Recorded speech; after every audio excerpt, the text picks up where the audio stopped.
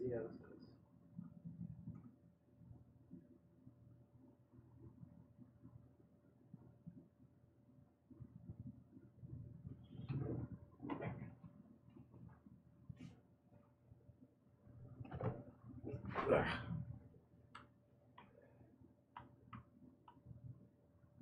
Now we wait for this thing to refresh, maybe. Go to my channel. I'm already there. There we go. Doo-doo-doo. And the chat's old. Do you see that chat? I can see the far right chat, yeah. Okay. It's just whatever the small box was I couldn't read. It's taking a while for YouTube to kick in, so there we go.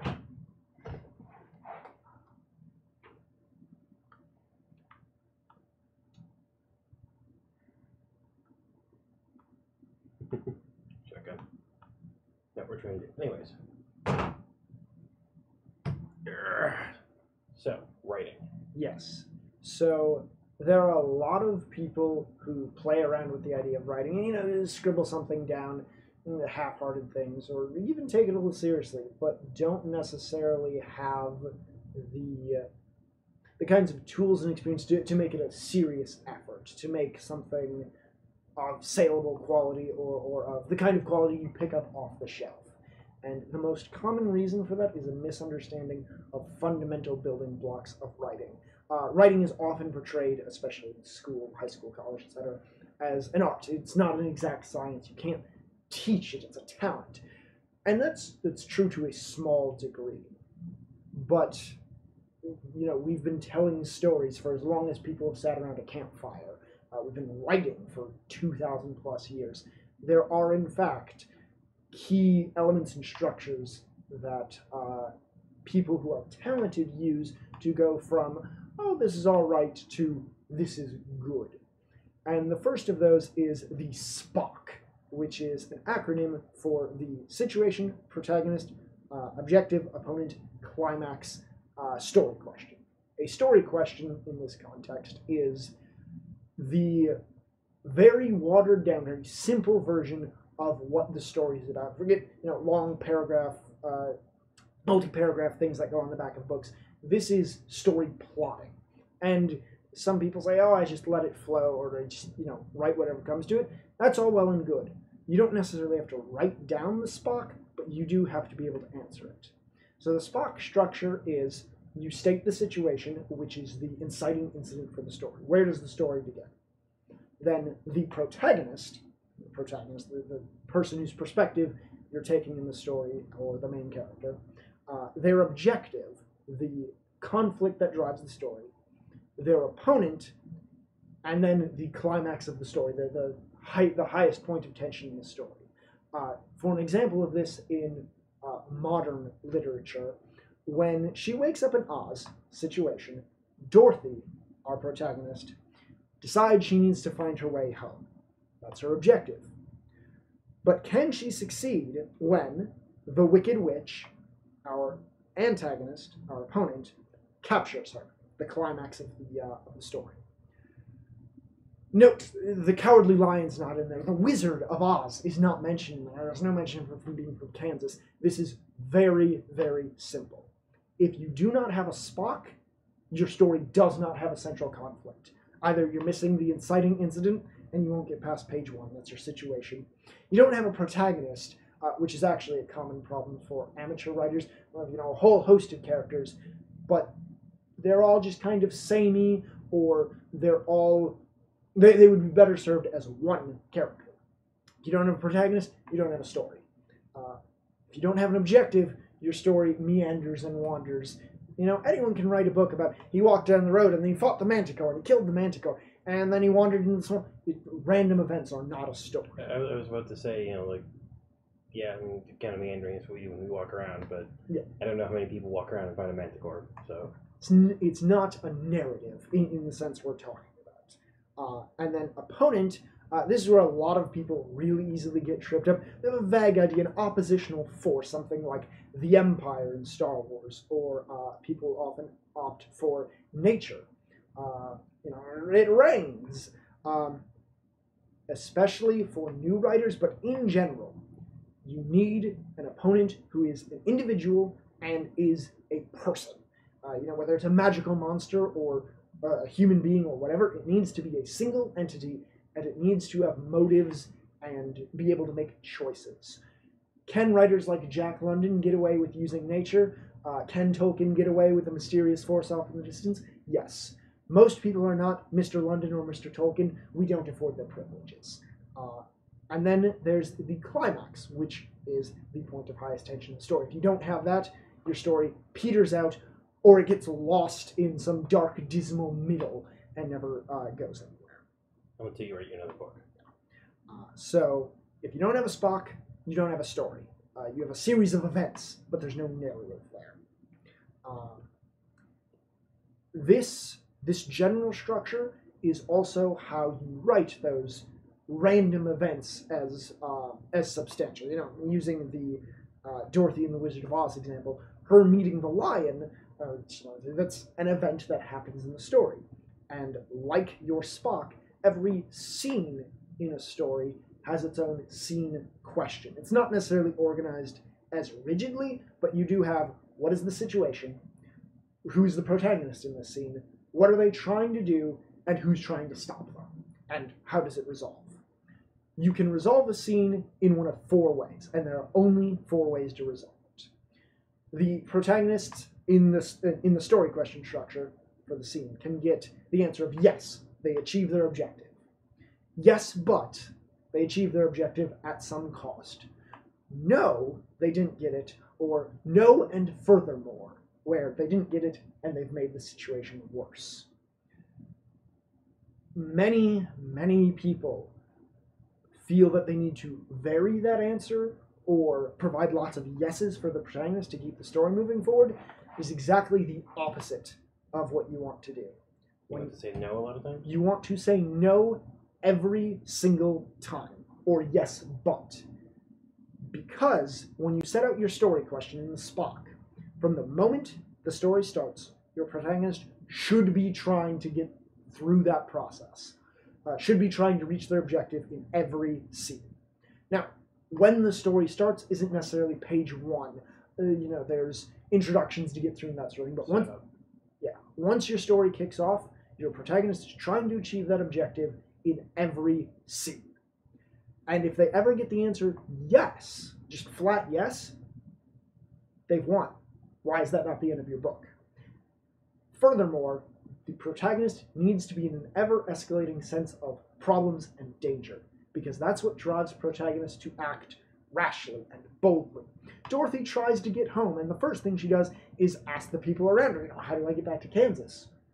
If they say, oh, we can get you back, hop in the time.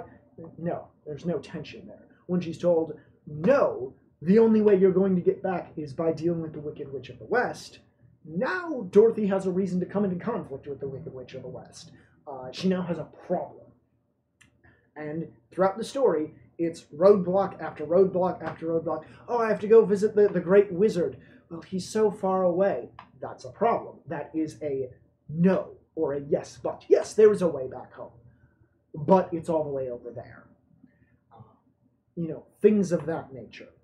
And it's very, very easy for people to want to give their protagonist yeses or to write themselves into a corner where you give them a no and it seems like the story ends. That's why yes, but is an option. To use a Star Wars example, Luke wants to go to Alderaan to drop off this droid and, resolve this whole conflict that got his aunt and uncle killed. Yes, they get there. But Alderaan is destroyed. Well, if you just leave it there, is that the end of your story? Could be. It could Technically, it was. It was like, that was it. Yeah, on paper, that looks like, oh, that's the end.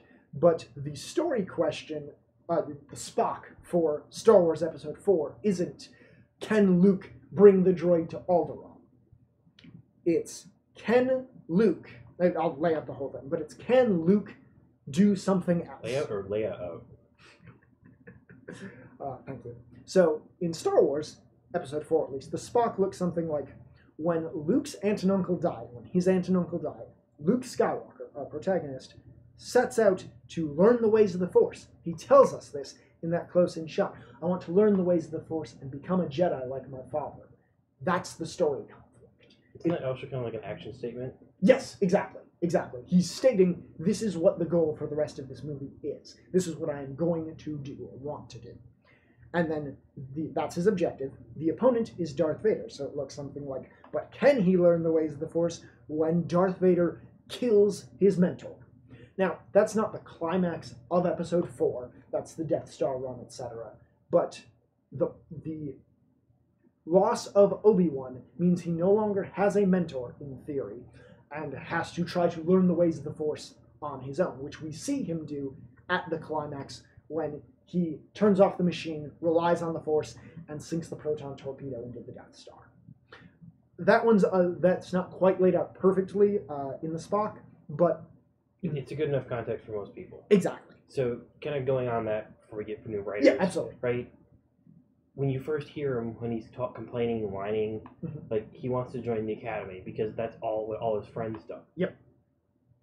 What, again, for new writers out there to kind of help the difference, why is that not part of that? Why is not that considered the larger part when, right, he has a drive, a need, right? He wants to go to the academy, but his aunt and uncle want him to stay, and, you know, it's not fair, and less whiny than Anakin, but, you know, that, like father, like son, I guess, you know, that how does that differ in the film structure or writing structure? Yeah. And is that not valid? Is that like a sub-Spock or? Right. So what is that and how you differentiate that? That's part of the setup. That's telling us who Luke is. Without the situation, without Luke's aunt and uncle dying, Luke is going to stay that whiny kid who wants to go off to the academy for the rest of his life. He's never going to get off Tatooine. Not realistically. That could have been the way the story went, but the Spock, outlined by the writer who knows where they're trying to go with the story, knows the story isn't about Luke going off to the academy. That would have been an interesting one, though. Hey, you killed me aunt and uncle. Can I join you guys? Yeah, there's memes out there of, you know, what really happened in Episode 4. Well, when an evil empire attacked this youth, he was radicalized against them. That argument doesn't work because Luke was already against the Empire. He wanted to go join the rebellion, but there could have been a story there. That's certainly Wedge's story to some degree. Some farmer off on Tatooine who decided the Empire is evil and I'm going to go fight them.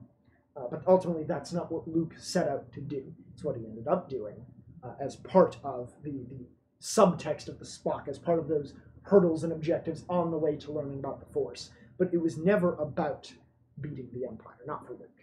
So that's interesting, because actually when I first watched Star Wars the first time, I always thought that Luke wanted to join the Empire, and then he ended up joining the Rebellion because there was no reason to. Mm-hmm. But you kind of said it was opposite. Yeah, he tells us he wants to go off to the Academy with Biggs and Wedge. Which I thought was the Imperial Academy. Yeah, it's not made very clear because Lucas is, to his credit in Episode 4, very good at stating things and not overly expositing them. In Episode 4, when Obi-Wan and Luke are talking about Anakin, not that we know the whole story there, Luke says, "You fought in the Clone Wars?" And there's no further explanation about that, because it's clear that Luke and Obi-Wan know what the Clone Wars is. There's a problem in writing called the talking head problem, which is basically where two characters who both know the information that's about to be given share the information anyway, as though one of them didn't know it, because they're actually talking to the reader. In old pulp films, this was, "As you know, Mr. Holmes, yada, yada, yada, you know, the Siberian wolf only did..." Talking head. It's communicating information to the reader sloppily. This is why, especially in fantasy, where there's a lot of background material that needs to be gone through, often the protagonist will be someone who doesn't know much about magic, or who's uneducated about the greater scale of the kingdom, because it gives a convenient way for the author to share that information, because the protagonist is legitimately asking these questions. So that brings up an interesting point I was going to get to later, but we'll do it now. Yeah. So then why not, let's say, reading, a book, right? Mm-hmm. We're just going to use Lord of the Rings as the best example, right? Why is it not, you're reading Lord of the Rings, all of a sudden pause to learn, before reading, go to this page in this Emerald, which I don't think were written because you wrote... Yeah, he wrote them out. They were compiled. Why why is it not that? If that's the case, if just having the reader talk to the camera and go, "This is what's going on," like we are talking about writing. Yeah. And then like nothing happened, even though we know we're talking about writing. But two important points on that. That used to be the way it was done. If you go back to the original copies of Beowulf or the Odyssey or the Iliad, or any of the epics really, that absolutely happened. There's an entire passage in Beowulf that stands out in my mind where the author goes out of their way to pause the action to explain the long history of the king of the mead hall where the story takes place. Has no bearing on the story whatsoever. It's a genealogy. But the author does it, or they'll go out of their way to explain what the word damascene means in describing this weapon, which is a damascene blade. It used to be done that way.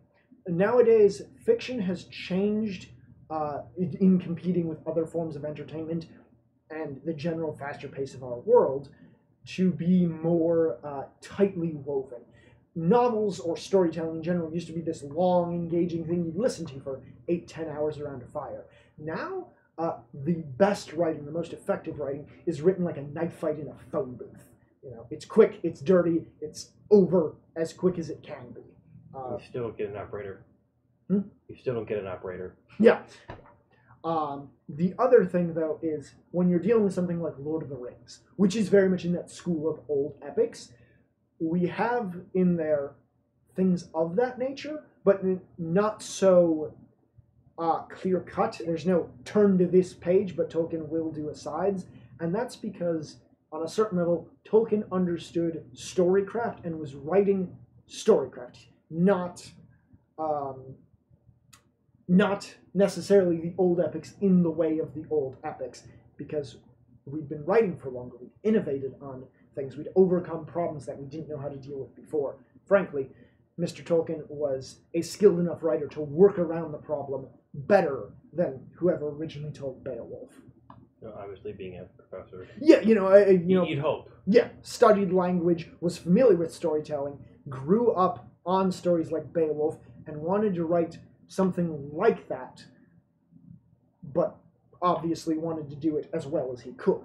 So how does that, when you talk about the I don't want to say expository of info, but lack of a better word, yeah, that info dump in the kind of this off place, how is it different than when now in modern days we introduce flashbacks where it's not really necessary? Mm-hmm. Sometimes they do a good job with flashbacks, sometimes it's just sometimes we want more fight scenes. Yeah. How does that differ? So they really don't. They are different in form, but it's the same kind of problem, and both of them ideally should be avoided. Talking heads in literature are bad. You never want to do that because it's unconventional. It's not unconventional. It's conventional. It's easy, but it breaks the verisimilitude of the story. As you know, Mitch, the talking points that I'm about to go over isn't as fluid or genuine as what we're doing. You want to avoid talking heads. You want to avoid unnecessary flashbacks. Frankly, you want to avoid flashbacks in general, because if your readers are invested, they will remember, or your viewers. And if it's really important, if it's crucial that they remember this, visual media do this a little better, because writing a scene, even a flashback scene, one moment can take 3-4 paragraphs, depending on what you need to bring across. In anime or film, etc., you can show that in a 1-second shot that takes 1 second to process. If you break up the action for 4 paragraphs to remind us of something we might already know, doesn't work. It is not effective, and it's one of the limitations of the written word as a form of communication. All right.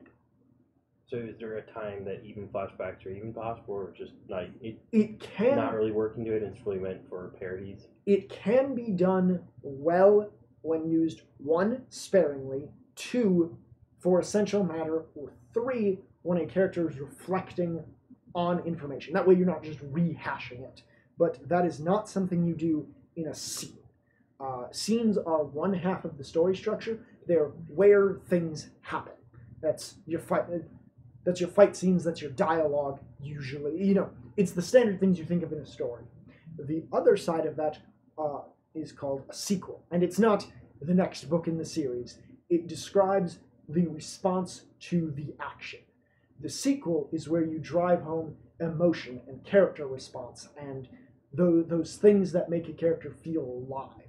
In something like fantasy, of the traditional swords and sorcery swords, or urban fantasy, you get a pretty even split of scene, sequel, all the way through your story. And that's a great way to tell a story.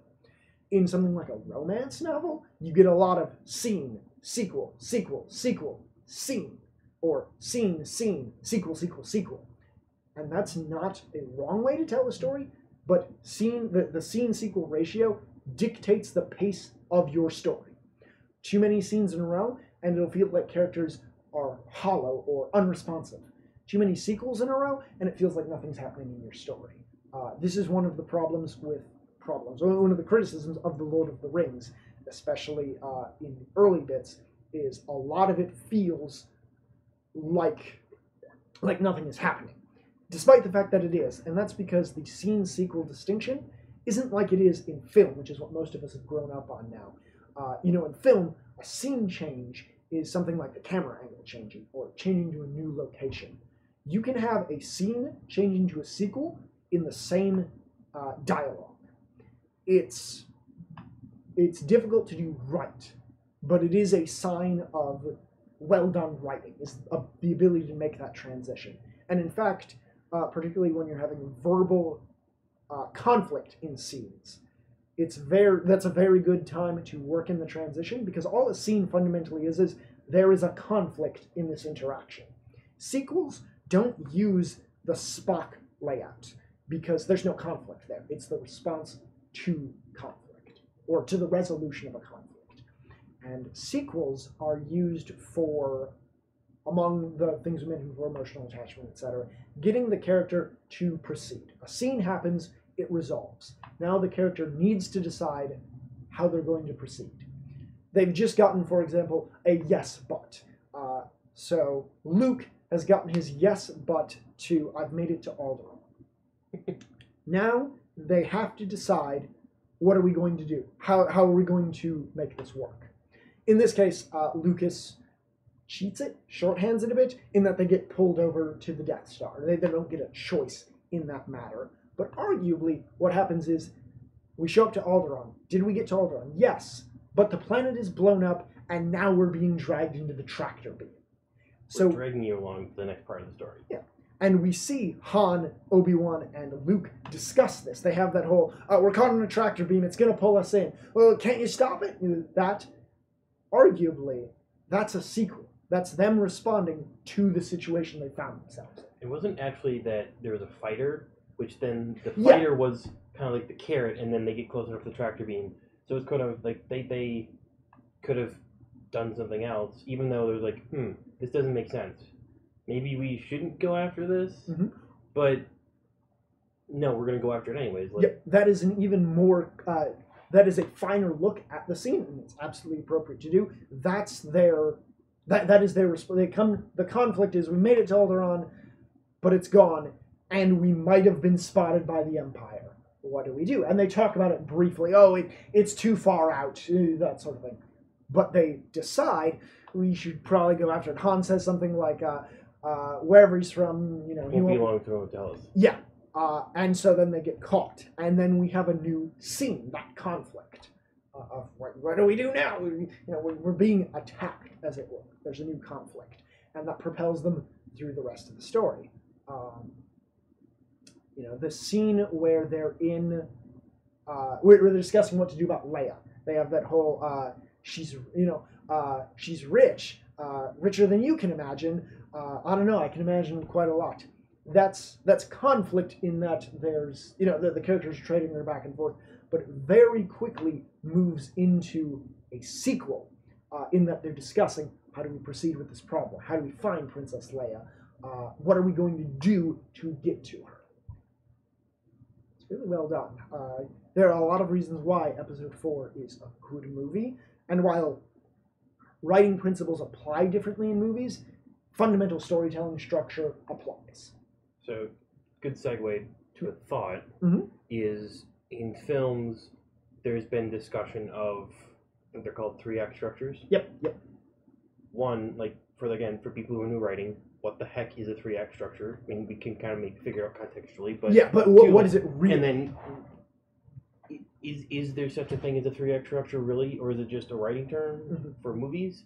And does that apply to books? Or what do books follow the same thing, or not really? Or is this, writing but a different way of writing? Or So how do you make sense of all that? Here's the thing. I'm not going to get the exact dates correct, but the notion of an act structure, as we're talking about it, comes from a time when plays were the predominant form of entertainment for most people. Literacy wasn't widespread, and plays had an act structure. Traditionally speaking, it was 5 or more, but as we've seen with the writing and film situation, particularly writing, getting faster paced and leaner, plays got leaner and tighter as other forms of entertainment came around, the Renaissance rolled around, things like that. Stories got more tightly packed. It was more important to have a story that was as punchy as possible. And that transitioned over into other mediums of entertainment. The transition isn't clear, but that way of thinking about stories as an act structure, and as a 3-act structure in particular, comes from Shakespeare and Marlowe and things like that. The very terminology is fundamentally from plays. As for what it is in terms of writing and film, the broad strokes are Act 1 is where you introduce everyone. That's your setting the stage. Act 2 is introducing the conflict and bringing it to its highest point of trauma for the characters. That's not necessarily your climax. Depending on the story, it might be. Usually it isn't, though. That's just the point at which things look the darkest for the heroes. In writing, the phrase often used for is the dark, dismal middle, or the dreary swamp in the middle, which is blatantly stolen from the Never-Ending Story, where about the middle point, they're literally wading through a deep, dark swamp with Isn't no... that kind of Lord of the Rings, too? Yeah, there's an argument literally wading through the swamp, the dead marshes. So in the second film, in the film, probably. In the books, our dark, dismal middle is at the end of book 2 when Frodo is captured, dragged away. Sam realizes he's alive, but can't get to it. The ring seems lost. It's in the hands of the orcs. Surely it's only a matter of time before Sauron has it. That's our dark, dismal middle, when there appears to be no hope. In Star Wars, at least in the original trilogy, that's episode 5 as a whole, really. But in particular, when Luke battles Vader, and he's... Again, interesting, right? Dagobah, swamp. Yeah, what are we going to do? We don't have an answer. And then Luke goes to confront Vader and loses. He survives, but it is very clear that Luke is not up to the task of defeating Darth Vader. So the thing that eats R2 and spits it out, that's not like a visual representation of the audience at that point, right? I can't speak to what Lucas intended. But yeah.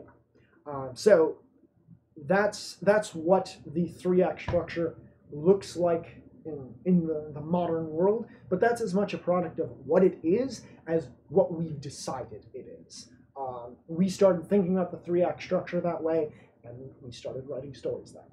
So then how would the 3-act structure apply to, say, Star Wars? Like the episode 4, since you used it a lot. If we're looking at just episode 4, Act 1 is we meet all of the various characters, and then Uncle Owen and Aunt Beru die. That is our inciting conflict, and now we get to roll into the meat of the story. The dark, dismal middle there, broadly speaking, I would put that at Ben Kenobi dying. The end of the second one, or because then that's the height of the second. Okay, I just want to make sure, because otherwise there'd be like him dying. All right, well, we know you have this big gray area that.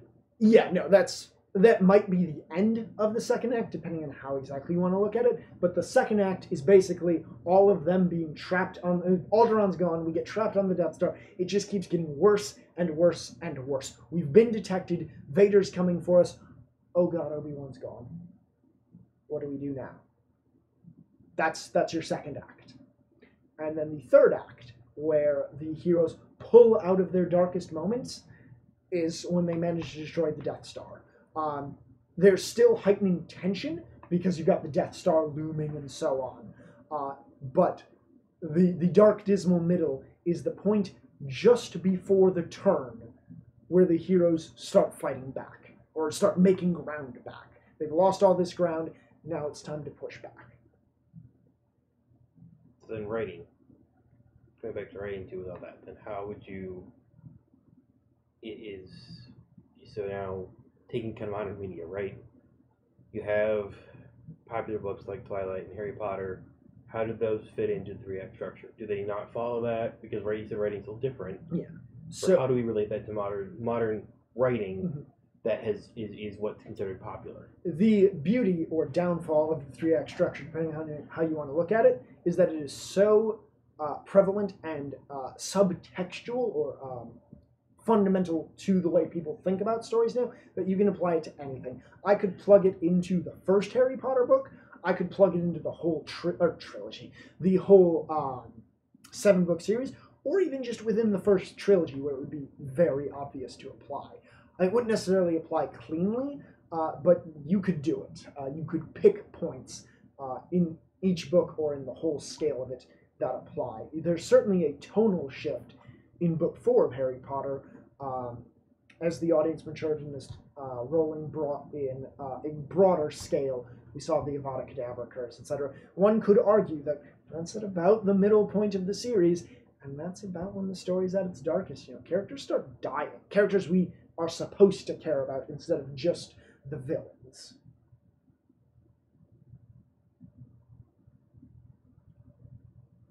Yeah, that's interesting. I was trying to figure out where I was going with my thought while you were like, talk a little more. I have a thought, and then you're like, nope, stop. Like, yeah. So then for writing, how does that, like, has writing really changed much? Like, if obviously maybe situations change, but if you wrote Twilight or you wrote Harry Potter, has writing evolved with the culture, or can you still see the core writing principles if you're looking hard enough? Like, if someone listened to you talk and then picked up a book, could they still see what we're talking about in here, or has that been kind of just dissolved for a different, I don't want to say a cheaper form of writing, but a different or... An important caveat occurs to me. Clarification. This whole structure is fundamental, but I'm also speaking about it as a white, heterosexual male in the West. If you look at something like Journey to the West, written 3,000 years ago in China, you could apply the 3-act structure to it, but it would be very difficult to argue that's what the writer intended.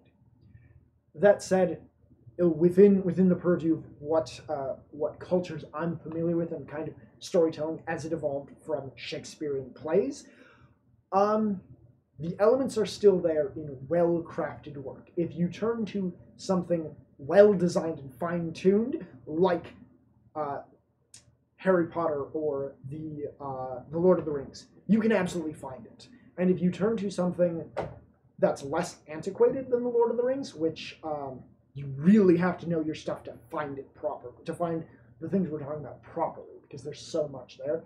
You turn to something more modern and fine-tuned, like the Dresden Files. Again, writing's gotten leaner, punchier. Knife fight in a phone booth is the example that keeps coming up. It's much easier to find there when you know what you're looking for. Not necessarily because the writing is worse or more transparent, but because it's become more prevalent that these elements be all that is there. Nowadays, you can't really afford something like in the Sword of Truth series, the long, meandering, nothing really happens events, or the sidetracks that don't go anywhere. You used to be able to get away with those, frankly, when a lot of these tropes were invented, or invented in the modern audience anyway, post-Tolkien. You could totally get away with it. Fantasy writing in the 60s and 70s was a very different beast because, one, it wasn't taken seriously, at least in the way it is now. And two, to the perspective of the average publisher, this hadn't been done before. You've got a cool story about dragons and wizards, we'll run it. Never mind that, Mallory had covered that 1,000 years ago. Or T.H. White covered it 200 years ago now, 1850 or whatever, 1930. Within living memory of record. We hadn't lost the records of those stories. But it was new and novel, so you could get away with being sloppy. In the same way, for example, that 100 years ago, or roughly 100 years ago, Olympic athletes were still at their prime for athletes of the era, but modern science and the ability to review tapes and 100 years of innovation has meant that top-tier competitors now are stronger, faster, better, typically speaking, than those of the earlier days.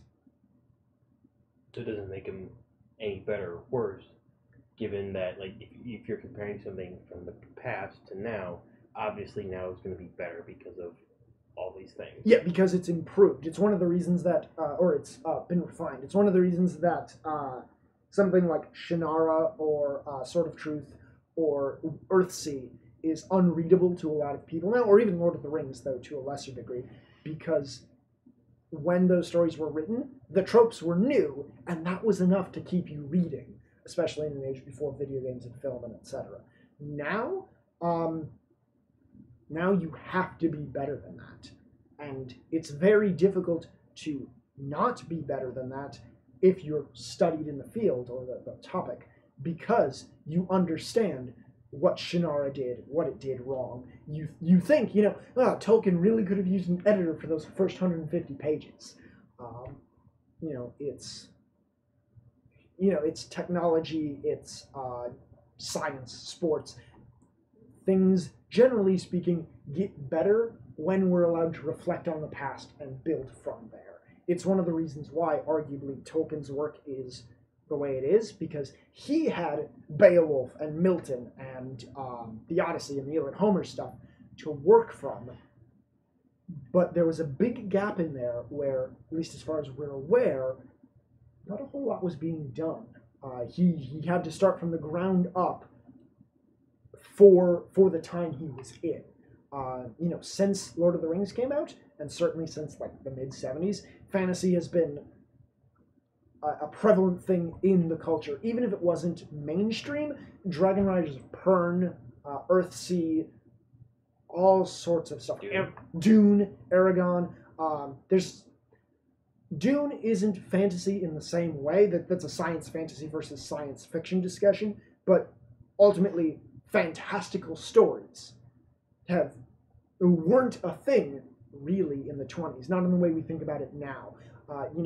Wuthering Heights is a fictional story, and arguably there are some broader than life elements there, but it's not an epic. It's not Lord of the Rings. It's not the Odyssey. But since Tolkien, that's become more and more prominent, and we haven't had that cultural gap. All right, so kind of getting back to our initial discussion before we kind of go into more deeper things. As you're talking about the structure, character development, Spock, what else, just to kind of give people context to basic writing principles, would be good to know before we dive deeper? Yeah. So something else that a lot of writers will get wrong, even good writers, because it's a complex thing, is what's called the action-reaction unit. This is, in your writing, line to line, how the action flows. The archetypical example of this is a car wreck. When a car wreck happens, the sequence of events is the two cars collide, there's a crunch, there's panic, and then the characters begin to respond to what happened.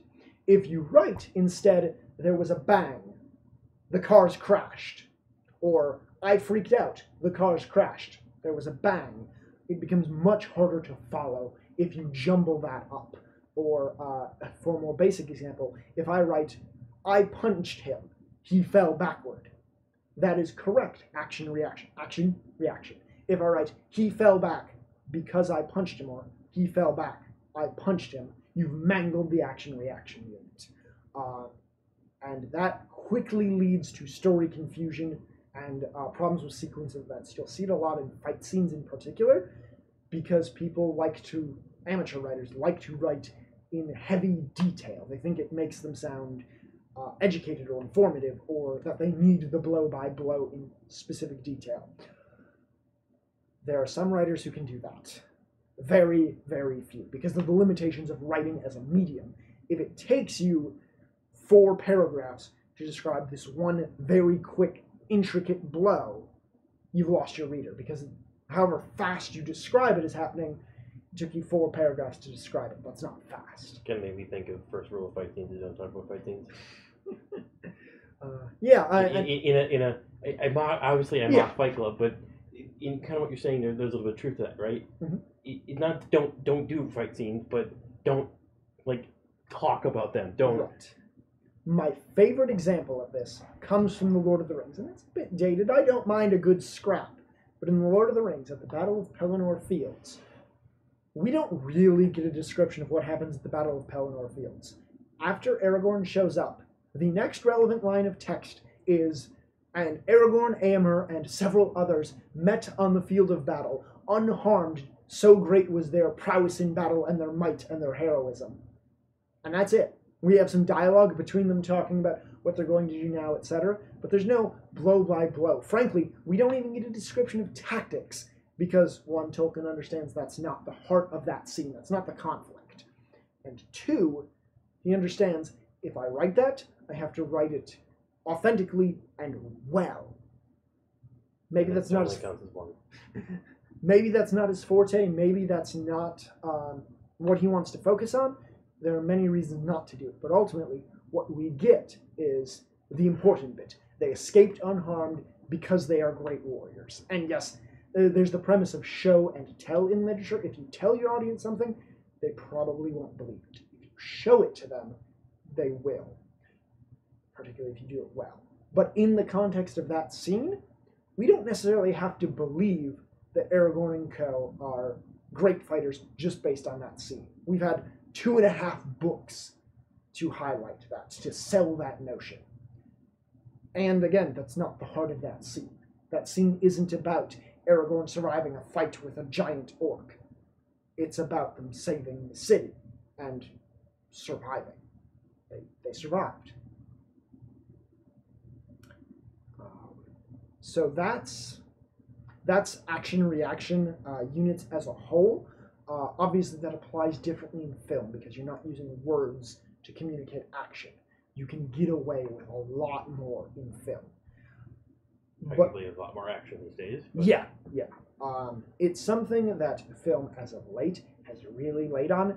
CGI innovations aren't necessarily to blame on that. Errol Flynn was doing sword fighting in detail and making it look good 50 years ago, 70 years ago now. Just some action with your action. Yeah, but particularly since CGI has come around, we've been able to make action flashier and flashier and flashier. It's very hard in film to make dialogue flashier or more engaging. Can be done. Look at old films for that. But we've lost some of that art. So, I guess, from a writing perspective, you talk about making things interesting. And, again, it's going to give the viewers on how they interpret things. Mm-hmm. There's a film that I remember watching, Hero. I'm vaguely familiar. With, I believe it was Jet Li. Yes. I believe it was the history of China. It was the emperor. Yeah. And basically it was the assassin gets so close and then decides not to and is killed for it. But it's really interesting too the way that movie is done in the visual aspect of it. Like, yes, there's action, but the action is also telling a story, not just action, action. So, but when you're at the theaters, apparently it was a popular movie, not in America, but like here in America, like when I went and saw it, the people in the theater, except for me, was just like, this is stupid. This is like, they were laughing at it, but I was just like, whoa, that's a good movie. And just seeing all the color effects and things like that, but why is that bad writing, or is it just considered bad writing because of the medium? Would that have been better as a book? The visual, trying to describe the visual fight scenes and how they told the story, right? There's one scene where this person dies, so her lover, it kind of fights, and it changes perspective as they go along. But the scene when the sword fights reflect the reality that the fighters are in. One is more dramatic, right? She gives her life. He's angry. So that's how he got both weapons of the assassins. And that sad piece, she's lying in a shrine or something over a lake. They're all in blue and they're kind of fighting, and it's with water, and they're kind of dipping the swords in and kind of touching, and then like everything stops because there's a little bit of water on her. But then in reality, it was something else. So I hesitate to say yes, it could or would have been well done in text, but it reflects certain principles about physical conflict in storytelling, and particularly in writing, that do need to be there. For example, if you're writing a conflict between two characters physically, you have to understand enough about how the conflict is happening to understand how that impacts the characters. And there are flowery, poetic ways to put it. The best example I've ever come across is if you've got two characters who are fighting with claws, for example, animals, shapeshifters, whatever, that is a very different fight scene, not just in blow-by-blow description, but in what that means for the mentality of the fighters than even something like a knife fight. In a knife fight, the common adage is, if you get into a knife fight, two people die. One person dies on the concrete, the other one dies in the hospital. If you're fighting with claws and teeth, it's worse than that. That has a psychological impact, not only on, if you're writing from the first person, what the character is thinking, but on how they fight. Because if you're going to fight with teeth and claws, there's no avoiding getting hurt. That just doesn't happen. Not in any sort of visceral, pitched fight. Whereas, for example, if you're fighting with swords, there's a huge emphasis on don't get hit. One, because the weapons are lethal, but two, because you have the option to avoid getting hit. Parrying and riposting and maintaining spacing. You don't necessarily have to write those things in detail, but you have to understand the psychology that fight requires and evokes, because it is very different. Again, knife fight in a phone booth. I say that, and hopefully that conjures an image of close, tight, vicious, clumsy. Whereas fighting with swords is generally not clumsy. See, I just see two people press like this. Yeah, trying to just Yeah, it's over in seconds as they're trying to find something, and people get stabbed before they really understand it. Or more too, right? They pull out, silverware knives and just start like clinking them back together in the phone booth, and you see someone walk by and like, I guess I'm not using the phone booth. Like that the expression of I'm not using the phone booth. Okay, then what are they doing in there, right? There's a really good argument for a knife fight in a phone booth with blunt knives being even more intense or vicious, because you've really got to want to hurt someone to mess them up with a butter knife. That's not I got into his kid and stabbed him. That's bludgeoning and shoving, and in a way that even regular knives just aren't.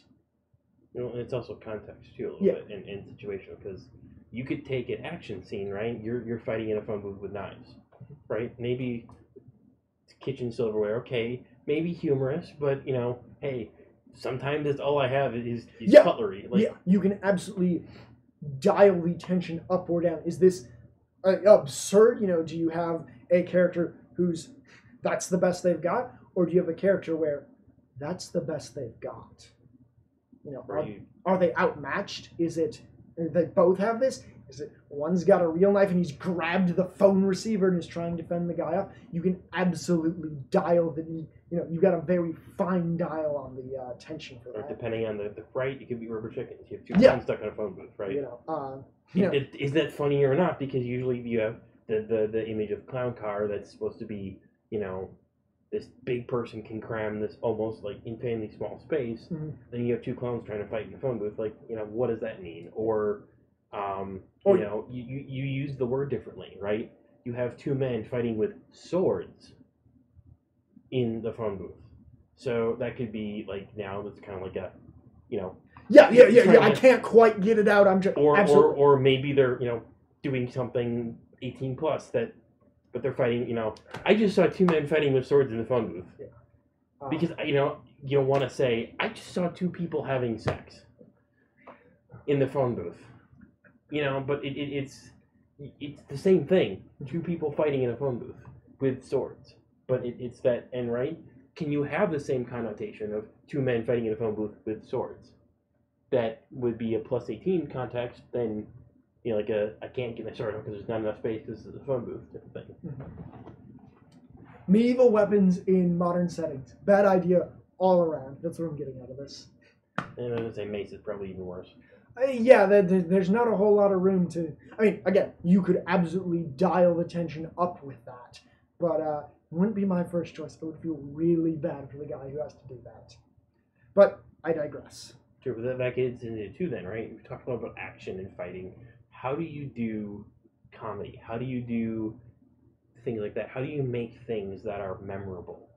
Because, you think about like what you remember in scenes. I sometimes remember comedy in books or I find comedy that books that weren't supposed to be funny.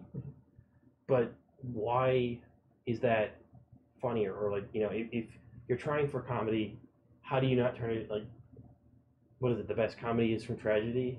There are sayings along those lines. But then, like, how do you make sure as a writer that's not that? So, caveat: I am not a comedian. There's a whole school of thought that goes back to ancient Greece and farther about what makes something funny. But in terms of how do you write funny, there are two key principles. One, it can't be melodramatic. There can be an element of that, but the moment it's over the top, it doesn't work. It becomes too much. It stops being funny. It just is annoying. The same way someone telling the same joke over and over again isn't funny. The second thing is that, broadly speaking, it happens when expectation crosses reality at a perpendicular line. It's the comedy of, for example, scratch my brain here. When a character is met with a serious situation, talking to someone with far more power or authority than them, and rather than being submissive or subservient to them, they wisecrack at them. Now, wisecracking is its whole own school of comedy, and again, not a comedian. But it's about juxtaposing expectation with reality and doing it well. If you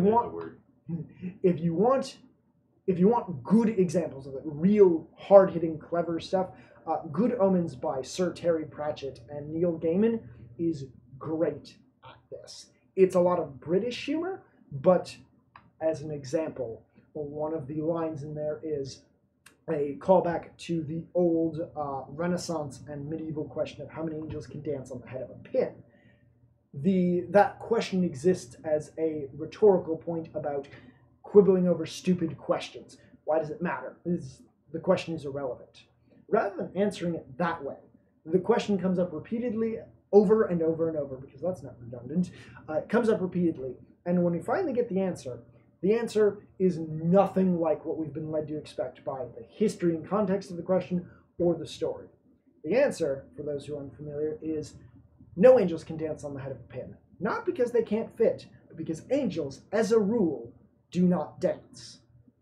So I just remember it's the guy like dressed in like some sort of like costume. You'd see it like a football thing, like a pin, but he's on the ground because of like something, and they're just like dancing on top of the costume. Or something. It is deliberately an absurd situation. Why would angels be dancing on the head of a pin? Why does it matter how many can? And Sir Terry Pratchett and Neil Gaiman's answer was they don't, because they can't dance. That sounds funny. It might not be as funny as an imagery, but it is that juxtaposition of, this is a silly question. Why does it keep coming up? With, oh, it's not the answer I was expecting. That's the same root as the knock knock or the knock knock joke or the why did the chicken cross the road. I'm expecting one answer, and the answer I get isn't just different; it's contradictory. It's perpendicular. The doing it well in detail is a matter better left to comedians than folk like me. There are writers who do it well. I'm not one of them. And then you have puns. Yes, puns are often called the lowest form of humor, but frankly, they work. They can be wordplay. Yeah, it is fundamentally wordplay of the basest nature, but wordplay that nobody gets is only funny to you. It doesn't work. Which in I'm not going to say it because my Xbox is plugged in and I have my It's re-listening to your voice. Yeah, basically it'll listen if I say it, but a certain C word app for voice recognition. If you say "tell me a joke," it does nothing but puns unless you get something specific. So, like one of them is, "Why did the chicken cross the road, stop, and cross the road again?" Because it was a dirty. No, it was why did the chicken cross the road, roll in the mud, and then cross the road again? Because it was a dirty double crosser. There you go. Or stupid things like that. But then you have jokes that are like, what's the difference between a well-dressed man on a bicycle and a poorly dressed man on a unicycle? A tire. Puns. And the interesting thing about, like, when you write, like, how do you find what comes to you? Because, like, puns for me are, like, I could be I could have good setups for it and then just not have it like click, but then there'll be times where people want to just kick me out of a room because I can't shut it off because it just in the context of the kind of writing I do, these things more or less have to write themselves. They have to be derived from the context of the story. Now, you can do puns based on wordplay because you're using text, and obviously that text is in the language your reader knows. But the real clever stuff is entirely situational. One of the examples I find humorous comes late in the Dresden Files series by Jim Butcher. We have a character who's kind of a nerdy mortician who's been thrown into this urban fantasy world without really understanding, and he's trying to get up to speed. And at some point, our protagonist asks him when he's going to start squaring up with the monsters. And his response is not, "Oh, when I'm ready," or "once I understand better." He says, "About 5 seconds after I get a functional lightsaber." And that works because the character knows about Star Wars. We know he's a Star Wars nerd. We know our protagonist is a Star Wars nerd. And it's just the kind of thing that would make sense for someone who likes Star Wars to say. And because Jim Butcher is good at foreshadowing and is a clever writer, he does proceed to get a lightsaber and immediately, does exactly what he said. 5 seconds after he gets a functional lightsaber, he's engaging with the supernatural world. Just for reference, the app, usually I don't do this, but tell me a joke. There are two types of people in the world. Those who need closure. And those who don't. But it doesn't say it. But it doesn't say it. And I don't know why, but of course now it didn't. Technical problems. Right? Why was the Scarecrow awarded a Nobel Prize? Because he was outstanding in his field. Yeah. But why is that funny and then annoying to other people? But too in writing, kind of getting back to things. So we've kind of gone over basic concepts. Mm-hmm. We've gone over in our own little tangents about different things. But right, so you're starting to write, you're starting to explore your idea. I don't want to. There's this misconception that fan fiction, which is sometimes where people start because you don't have to think of the world, you don't have to do all this stuff. Yeah, I don't want to say it's bad, but there's a misconception that it is. So, is that really the best place to start? And I think the answer is probably no. But it's a place for people to start. But then, how do you take something and make it more than like start to evolve it rather than just ripping something off. or not even ripping something off, but like here's my ideas. I'm going to vomit them on a page, and at best, maybe someone will go, "That's great." Maybe they'll go, "Ugh." So, two primary answers. One, fan fiction is, broadly speaking, a terrible place to start. Not because it's inherently bad, but because it's a great way to pick up bad habits, especially if you've never really written before. Yes? That's what I was getting. Oh, okay. Terrible place, pick up bad habits. But some people do start there because the first thing they want to do is explore a story that they feel hasn't been properly explored. It's understandable, but you don't want to stick there long. It's not bad to explore a story. I mean, it's another way to do it. It's just not where you want to learn to write. It's fine to write it, just don't learn to write there. So let's assume that the learning to write, starting with fan fiction or not. And let's say you have an idea rumbling around your head, like your U-shaped city, River, the werewolves. Yeah. So the short answer is the key to creativity is hiding your sources. That's an old adage. I think it comes from Twain, but it might be one of those things that's misattributed to him. But ultimately, when you are transitioning from enjoying reading and enjoying specific characters to wanting to make your own, you have to understand what you like about those characters and situations and scenarios, and understand how to apply them without just taking whole cloth. If you like, for example, Hermione, because she's smart and a little sassy and comes from people who aren't of the world that she now finds herself in, that those are important traits that you want to port over without writing the character the same way. Ideas are a little more nuanced than that. They're a little more difficult to pluck specific things from because often it's the way they're interwoven, but the same premise applies. As for once you've figured out the things you like, you want to proceed with telling a story that isn't just, oh, that was nice, you vomited it on a page. Plotting. Make a Spock, especially if it's your first time, do a story web. Yeah.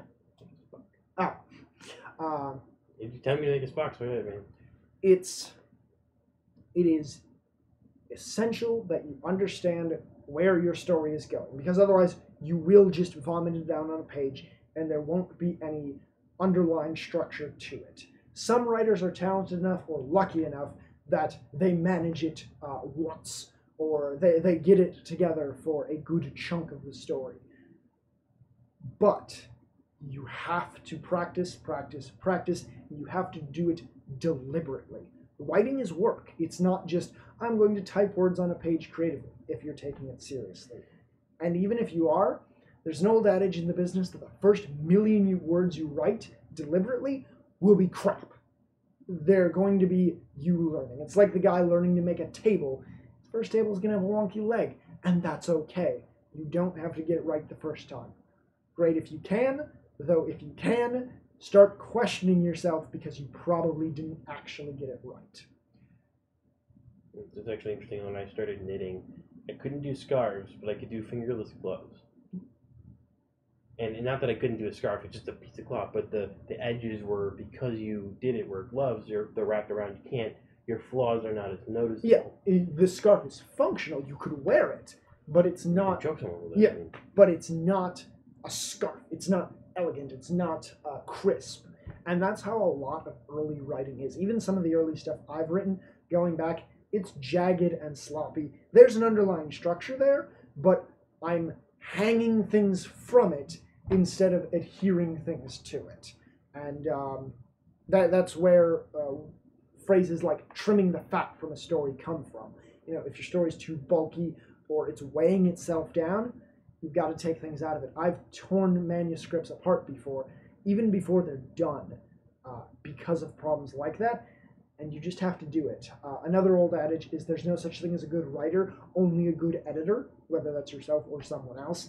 Or, there's no good writing, only good rewriting. Absolutely true.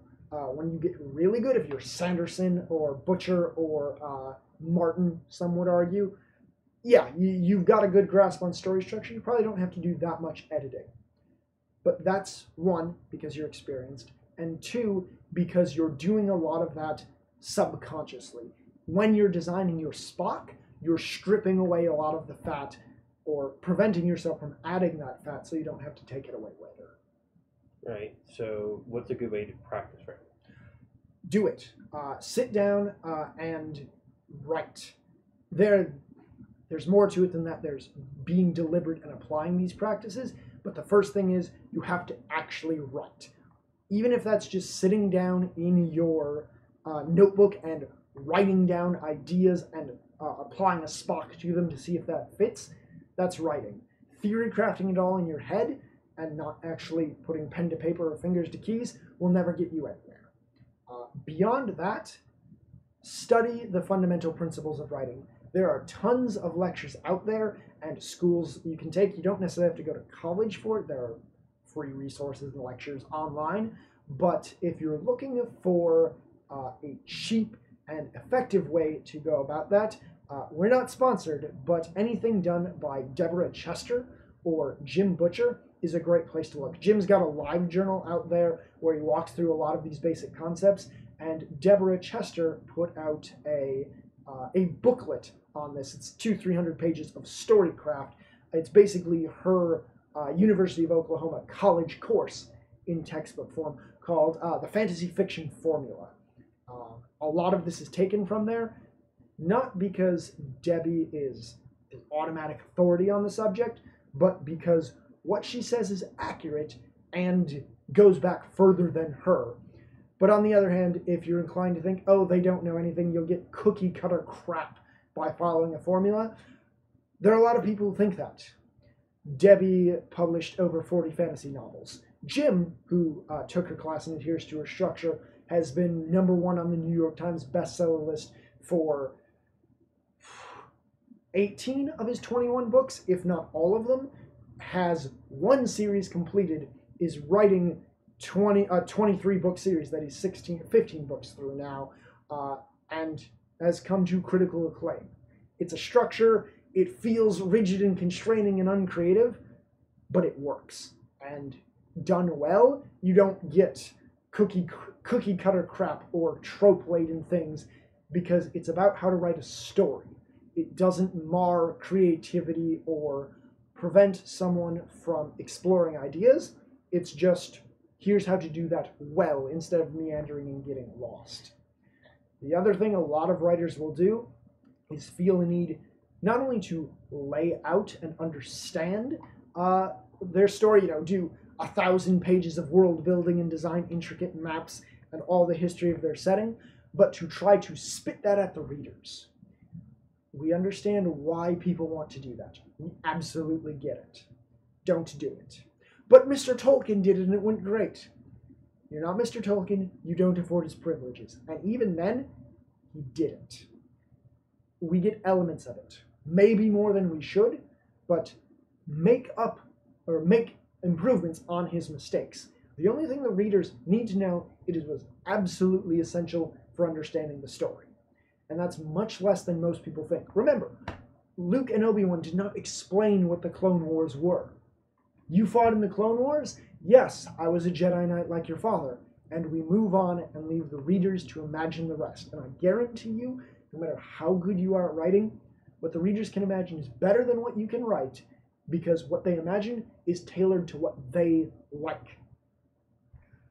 So, is there anything to hold you accountable to starting to write, or any competitions people could do? Yeah, there's NaNoWriMo, which is this ongoing 1 month long contest, for lack of a better word, where they task writers who choose to participate with writing, I think it's 20,000, 50,000 words through the month of November. The idea is to get people in the habit of writing. There are other things like that. I'm sure there are programs like 750, or websites like 750 Words, which allow you to write 750 words a day, and over the course of an extended period of time, they'll inform you of things like what kind of words you use most often, or how long your paragraph structure tends to be. And those can be tools for learning where you're making errors. Do you use the word no too much, or do you keep going back to this description for a specific thing? Do you always describe characters as 7 feet tall, or 5 feet tall if they were an inch, or whatever? Lots of tools like that. It's very easy to think you've outgrown them. You probably haven't.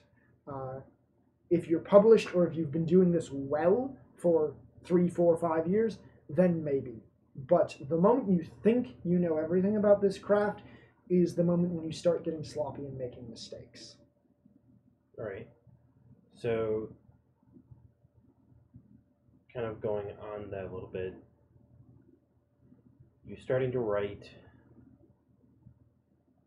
Usually, as I've seen this with people, like, you start to get the, oh my god, this is shit. Mm-hmm. I don't want no one to see this. This shouldn't even have seen the light of the computer screen, Mm-hmm. or light of day, Yep. or incandescent lighting, whatever format you're using. Mm-hmm. Crumple up, throw it away. Should I do that, or should the person do that, or yes, admit it's horrible, but don't let that keep you down, or like, how do you improve? So it depends on the nature of the issue. Everyone knows artists are their worst critics. That's an adage as old as art. But if you are saying your story is bad because it fails your Spock, it doesn't fit a Spock, or you realize you've made an error in your Spock, it might be best to throw it out. Or if it's actually salvageable, if you just realize, oh, I picked the wrong protagonist for this story, this other character is more interesting, then maybe you can salvage it. If you're doing it because it feels like a slog, or it feels like you're just not getting it, sometimes it's right to just push through. 1, because it might turn out to be good, and 2, because it's a learning experience. It will teach you where you went wrong and how to improve. There's a phrase or an idea in game design called fail fast, or fail forward is another way it's put. And this is something it's important to do as early as you can. Because the sooner you realize and diagnose and come to understand the problem with your story, that there is one and what it is, the sooner you can fix it or abandon it if needed. That subplot that really isn't working, better to drop it sooner rather than, 100 pages in of it going nowhere. But if it's a problem of boredom, fatigue, etc., usually it's not a good idea to throw it out, because there's still something to be learned from it. Even if you never write it again, I've got a few stories that I've done that with that just sit on a shelf. They're good for reflecting, or for drawing ideas, or frankly even for the morale boost of looking at how much further you've come.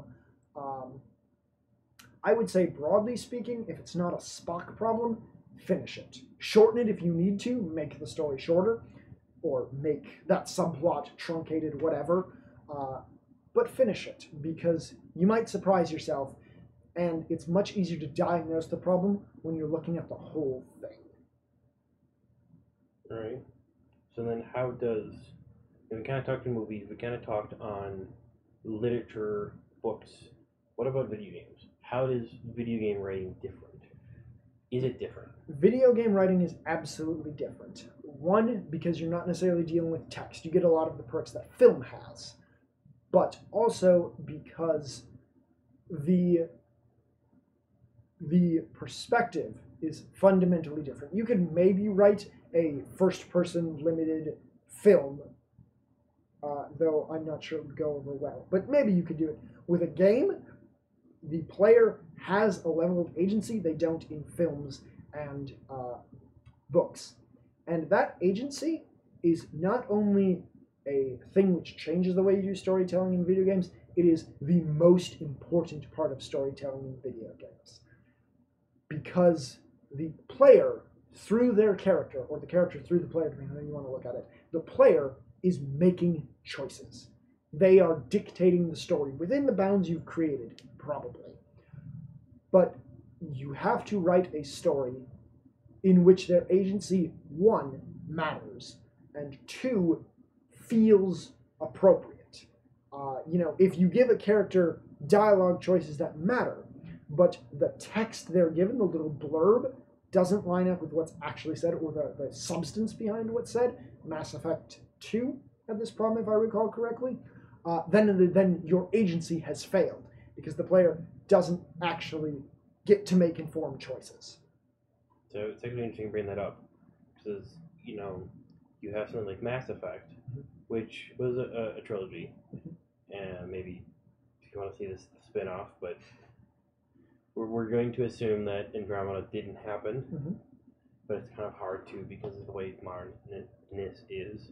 But you have something like Mass Effect, but then you have something similar in obviously different settings, but the play style, by the same company. The BioWare games. Yeah, but you have something like Dragon Age.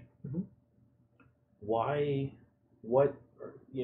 I don't know if they had all the same writers, but it's a company with the same focus, and you can argue it's part of EA and that they're going to wreck things as time goes on, but whatever. Like, regardless, like Inquisition came out, and that should have been garbage, but it's still being played 4 or 5 years later, and not by just 1 or 2 people. The fact that you can go on a multiplayer for a single player heavy game and still find people playing it, it obviously there's something to say to the game, but the same company made Mass Effect that as they released another game, it kept getting more and more vile spewed towards it, and you could argue that Dragon Age started that too with Dragon Age 2, but then Inquisition recovered that. It's also the third game where you could say Andromeda's the fourth, but like Mass Effect 3, you could argue that the writing flopped because of the way fans received it, but Inquisition didn't really.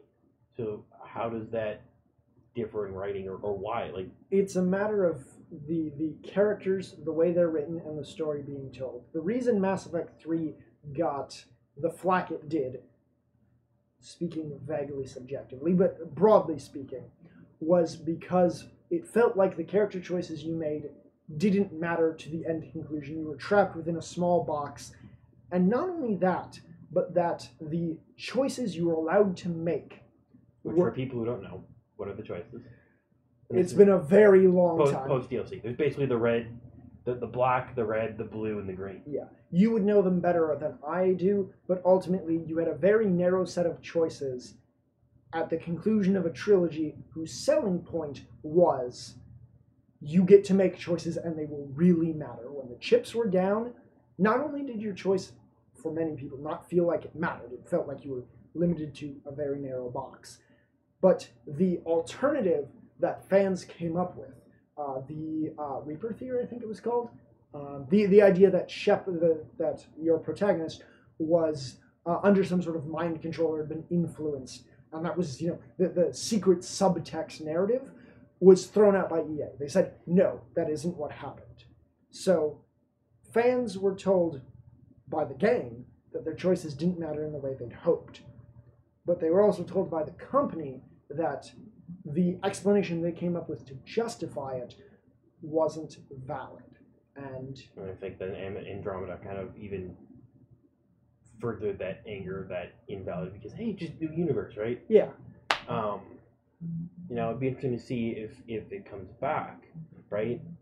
If they take what they learned from Dragon Age, the world building and stuff, like, here's the world you come back to based on the decision your shepherd made. So in the Do Nothing, I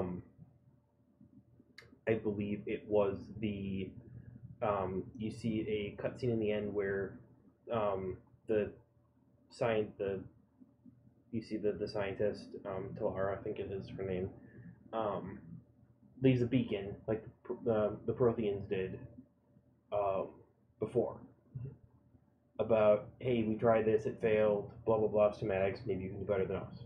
You have the red option, which is fuck off, Reapers, whatever. You have the blue option, which I believe, and it's been a while too, so I'm probably going to get this wrong, but blue option was basically Shepard takes control of the Reapers, his body's gone, but he takes control, which is the Reapers are going to fuck off. Then you have green, which was synthesis. So Machine and Cyborg are now genetically compatible. It's a new form of life, which I liked, Not so much because I thought now that Joker and the robot Edie are now sexually compatible somehow, but the idea of that was a completely like left field. Like I mean, you could argue, I guess, me having technology, and I'm already merging myself with a computer, but not in the same way. I'm not putting technology in my body. It was my DNA, my life force now has more technology like circuitry or something like that. Like it makes you think about something different where all the other options are like, well, duh. So, But if I remember correctly, that green option was the most hated. If I remember, maybe I'm remembering wrong. I can't speak to that, but there is the one of the root problems I would posit with Mass Effect in this context is that in the wake of Star Wars, there came a misunderstanding about the nature of science fiction, because prior to that, and by by scholarly definition, science fiction begins with a what if question and then proceeds to answer it. In the same way that, for example, dystopian fiction asks a what if this were the case and tries to explore that. Whereas science fantasy, which is properly what Star Wars is, doesn't ask a question and posit an answer about a situation we are or may face. Mass Effect tries to wander that line. It's as a game, it's trying to sell a power fantasy, as most games do to one degree or another.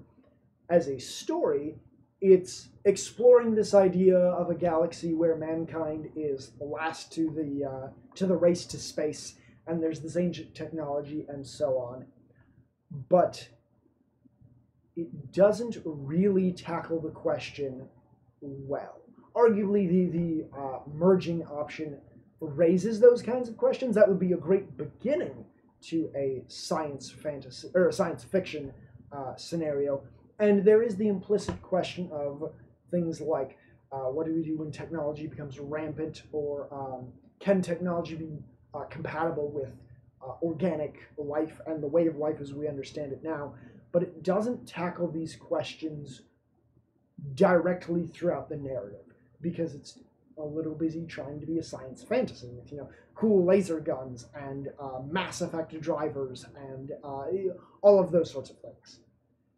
So I would hesitate to call it a failure of storytelling because it certainly tells a story. But I think the people who wanted science fiction out of it, a question explored and so on, didn't get that. And the people who got science, or who wanted science fantasy, didn't quite get what they wanted either. All right, so then you have the opposite, right? You have Dragon Age Inquisition. Mm-hmm. Actually, I think I have it PS4, but right, you have Dragon Age Inquisition. Why was this so good? It's because fantasy is a more established medium, or like because you had different style where people were pretty much taking Dragon Age shoe, screw it, like. So I think if I'm going to posit possible explanations, first and foremost, in the context of writing. First and foremost, Dragon Age, as a video game, games are dependent on their gameplay. If that doesn't work, you don't really have a game. People might stick around for the story, but it would be remiss of me to dismiss the gameplay aspect of that. As far as the story, the fact of the matter is, I haven't played through Dragon Age Inquisition. I'm not well educated enough in it to speak to what it did particularly well or badly. I know you're a fan of Cole, I think is his name. Yeah, there's Cole.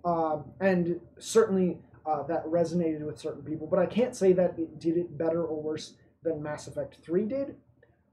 That said, it certainly had, I would argue, less confusion about what kind of genre it fell into, because it is firmly a fantasy story of the traditional swords and sorcery nature.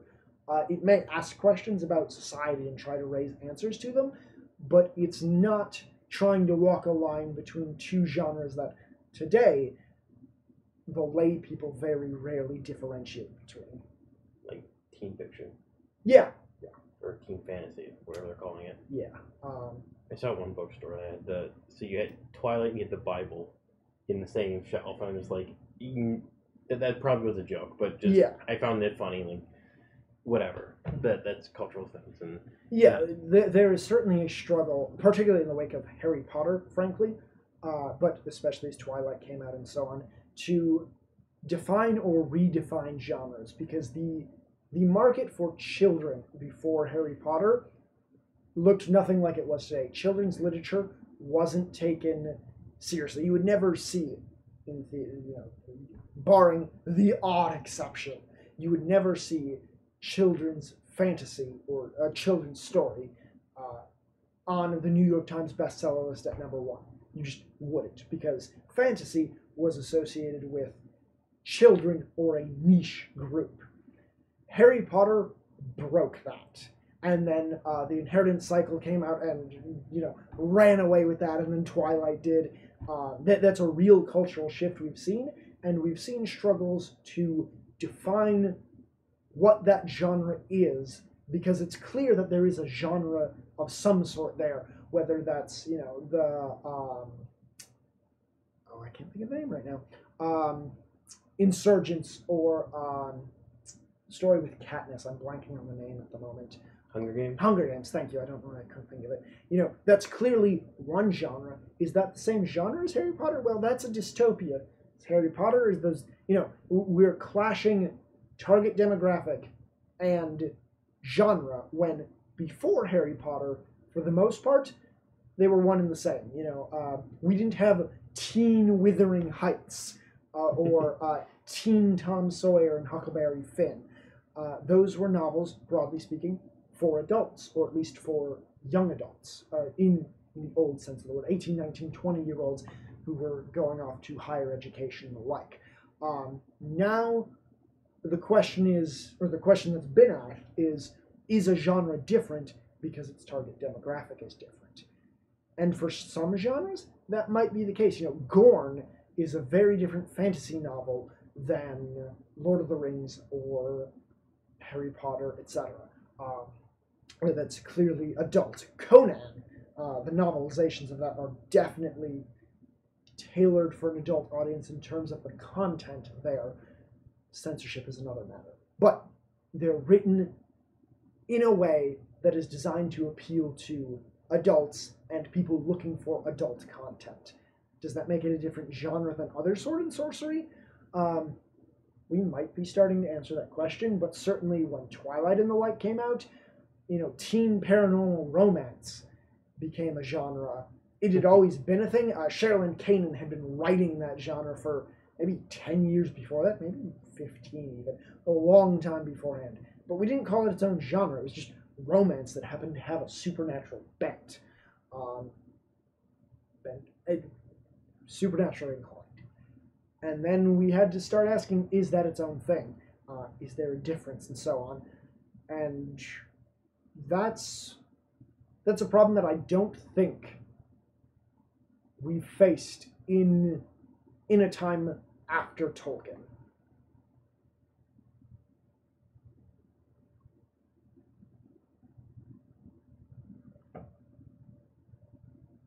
Makes sense. So, I guess a little bit of a, I don't want to say put you on the spot for like practice, but right, we have this nice little backdrop behind us. Mm-hmm. How would you, taking only this image, could you, obviously give it enough time, but just kind of, can you use the image to better visually, because we're all different learning styles, visually kind of talk about the setup for some of these concepts, right? We have a city, which is Chicago, by the way, but it could be any city if you don't know the context. Mm-hmm. It's a river. Obviously, we're higher up in this building, but you don't know that. It could be, ground. Obviously it's higher up, but is it in a building? Is it out of a window? Obviously, we know it's out of a window because of the wall, but yeah, are we on our, yes.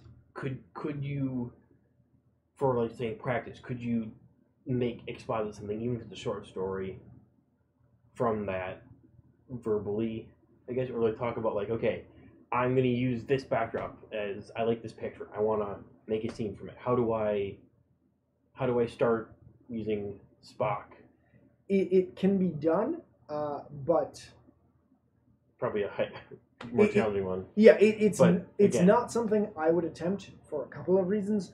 One, because I tend to be very bad at location description, because I find that in terms of flow and narrative structure, it's easier to leave that up to the reader unless it happens to be important. If you're having a boxing match on a rooftop, well, that's important, and it might be relevant to describe, what they can see looking down, because inevitably, if you've put a boxing match on a rooftop, someone is going to risk going over or entirely go over the side. But as far as something could happen in the water. Yeah. As far as structuring a story around it, there are inspirational images that might justify it, but broadly speaking, it's not the way I go about it. I tend to start with a character or a problem that I want to tackle. It's one of the reasons why I tend toward science fiction, though science fiction relies on usually probable science, which is again another thing Mass Effect tried to do but didn't quite nail in most people's minds. So science fiction and urban fantasy, because I tend to deal with the world as we view it now, and because it's a lot less work than building my own setting a lot of times. Sometimes Chicago feels like science fiction. Fair. But thinking of this, the first thing that came to mind was you could have Into the Deep, the mysteries of the whatever that river is called. Yeah. Chicago River, right? Is there a giant Cthulhu monster lurking to gobble up that white car, or the boat, or it's something of we don't use that river anymore because of that incident, or what lies beneath the surface. If broadly speaking, if folk want to read urban fantasy about Chicago, Jim Butcher. It's where the story's set. Fantastic. Well, sure, but I mean, try to help explain the concept with physical things without me going, talk about this random object I decided to pull up in front of me. Or I understand. Actually, hand me those two little lantern things. Maybe this is actually going to be better, right? Can you better explain a story? Here's your characters. Could you better make a story about these rather than the river, or probably? But again, it isn't the way I'd go about it. I'm not necessarily visually inclined in the same way. It could be done. There are certainly people who could do it. And you see a starlit night or a really striking image in photography and do something with that. There's a famous photo of I forget if it was Vietnam or Korea, but a photographer, took a picture of a man who's about to be executed. The pistols to the guy's head. There's the guy's expression. You could certainly look at that and go, well, what is this man's story, and extract from there. I just tend not to operate in that direction because I'm not visually inclined. I tend to fail to notice important details in my surroundings. Fair enough. The reason I grabbed these is they have these little try me buttons. Yeah, they've got expressions on them, and they light up. That lights up. That you could infer, like, we see them as painted mason jars with LEDs in them. Probably cheap ones at that, but like, maybe because it's a pattern, but right now they're communicating. So how does this communication look like? Why would two jars communicate like this, right? Maybe it's some form of like spin-off of Toy Story or something, because well, they're not toys, they're inanimate objects that now have a face that you could argue that they have now personality, right? One's a pumpkin, one's a ghost. We have context for, but right? What if they're the same species but different geniuses, just like we have different skin colors? So that sort of story. Or maybe this is male and this is female, or vice versa. That sort of storytelling is largely best left to visual mediums like video games and film, because it's an easier problem to tackle there. I would have to answer things like, how do I describe what's going on in there in words? The adage, picture's worth 1,000 words, exists for very good reason, and many authors would love it if we could just stick an important photo or drawing of our characters at the start of our book and go, isn't this called cover art? Cover art is used for that sort of thing very often, but authors rarely give any choice in cover art, especially if you're new. Or Or if you're self-published, you can. But if you're going through traditional means and you're a new writer, or even an experienced writer, often what you get told is, would you like this person to do your art? But the subtext is, this person is going to do your art. And that's the final say in it. There's a famous story of that with Jim Butcher, in that his character, a wizard named Harry Dresden, does not wear a hat. The editors decided that the best way to shorthand wizard private detective is a man in a duster, which Harry wears, standing in shadow, wearing a big old Sherlock Holmes hat, which Harry does not wear, ever, and is explicitly expressed in the first book before the cover art was decided that he just didn't wear a hat. But it's visual shorthand. You look at that and you think, wizard. He's got the wizard staff. He's tall and looming and brooding, but he looks like a private detective. So cover art is used for that. Absolutely. Story titles are used for that. Fonts in that sort of thing are used for that. But it's not something the author often has much control over. They just have to hope that whatever artist they get assigned does the job well. There's a story with Terry Brooks, who maybe a year ago went off on Facebook complaining about cover art that had been done 20 years ago, if I recall correctly, early cover art. And he got a response from the editor, from the illustrator. There's a whole bunch of drama around it, but it goes to show that even someone that renowned in the field often gets cover art that they just don't like. Cover art is about selling the book, and if it happens to convey things properly, then all the better. But could you use this in the sense of, right, you have an idea, you have a definition of character that we can see too because this video, but in terms of character development. Yeah. Could you, and maybe demonstrate that, develop characters for these two based on just what you see? I wouldn't be able to demonstrate it well on the spot, and anything I did verbally doesn't necessarily translate to doing it via text, because the way we speak is different than the way we write, and the nature of the way we write and the editorial process that comes with that means what I could structure on the spot wouldn't necessarily be good or even coherent. It could be done. A person could do it. Not my forte. Okay, well, how would you go about it then? Or how would you recommend someone go about it then? Yeah. Since what I have just lying around is not... It's not a matter of what you have lying around. It's the way I go about drawing inspiration. You have to start with an idea, and if something sparks that idea, great. Whatever it is, start there. And write down what it makes you think of, what emotions and notions it evokes. Going back to the starry sky landscape thing, does that evoke a sense of wonder, a sense of mystery? And work from there. You look at the face on one of those lanterns and think, well, how do I read that emotion? How does the light that's coming from within it play off of that? What do the shadows do to it? And just write. Write your thoughts down, because frankly, as much as we'd all like to think if an idea is good enough, it'll stick in our head, and sometimes they do, more often than not, they get forgotten. See, when I look at this, just because of the face, I see the pumpkin as a little bit more of a Joker, because the smiling, the eyes, sharp expression. But this is a smile too. Mm-hmm.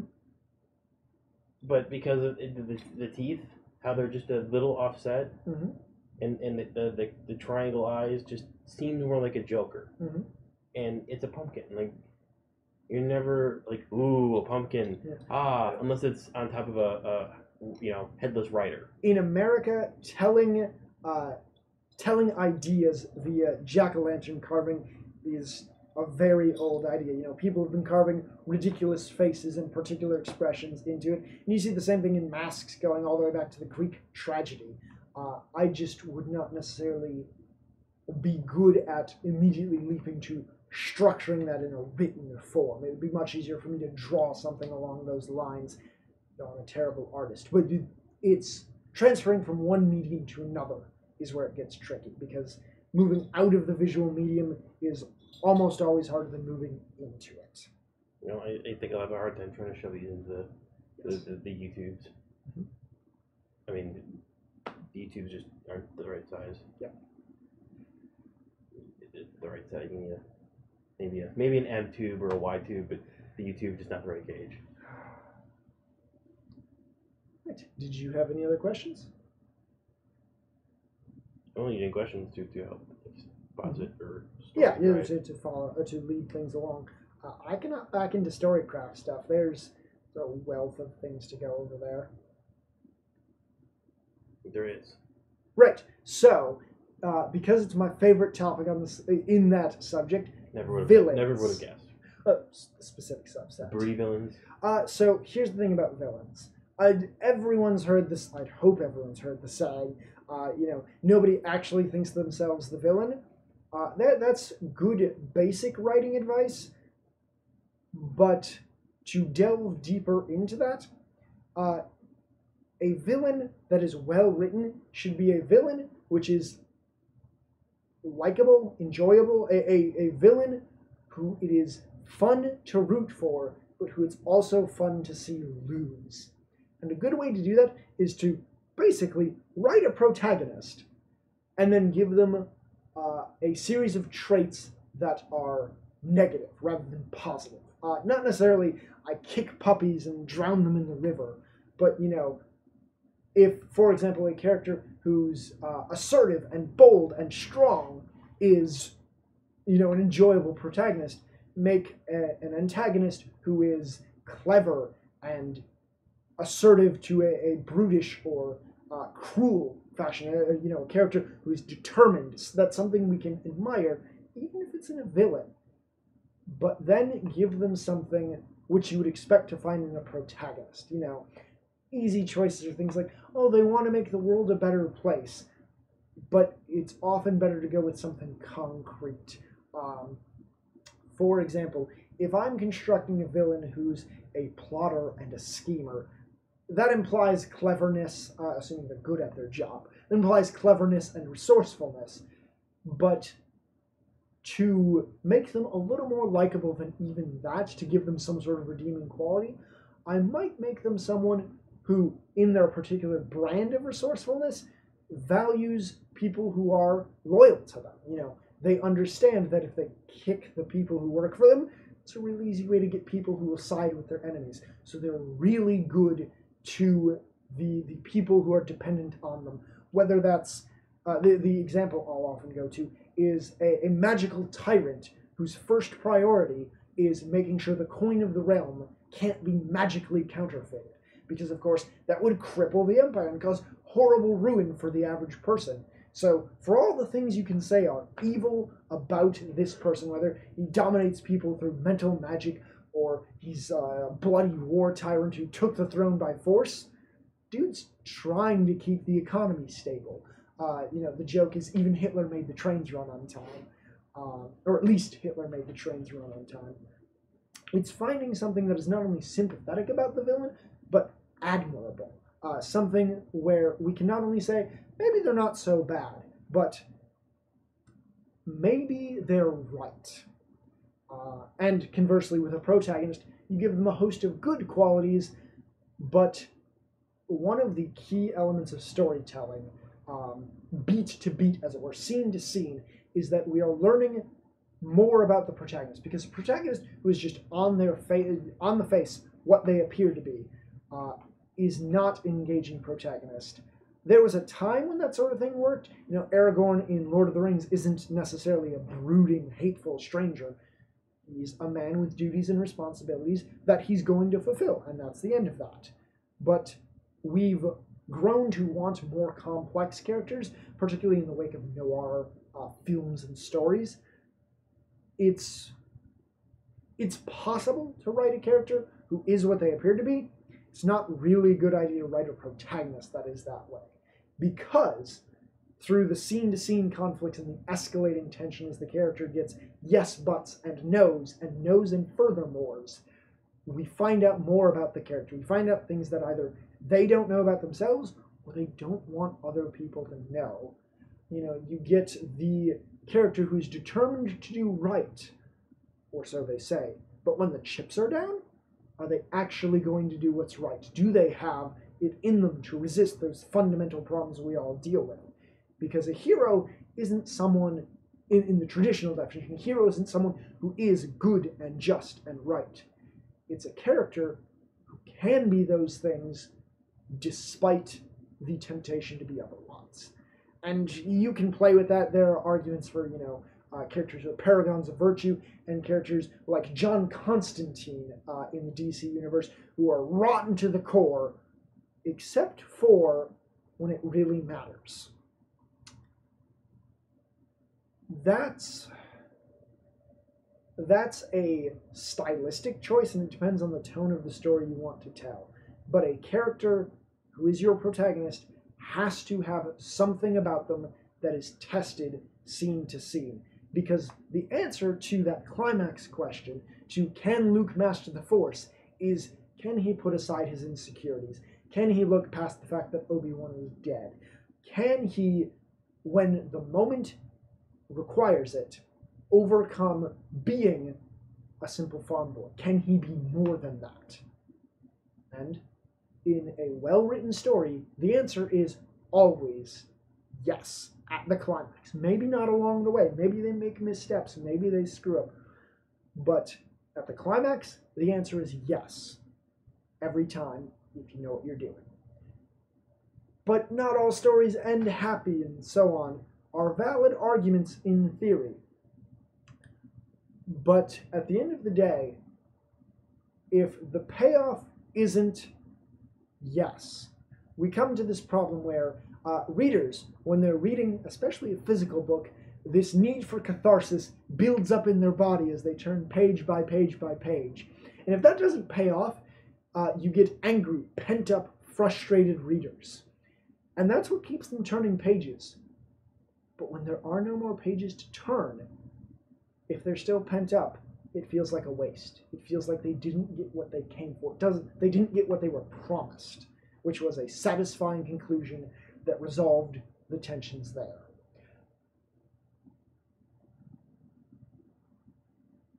I'm looking for a quote, and I want to get it right.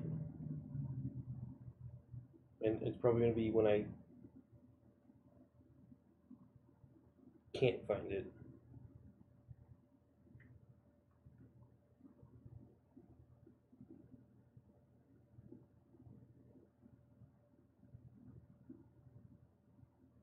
But it was basically how, in Dragon Age Inquisition, Varric, who I would not be surprised is a pseudo-narrative for the writers of the game,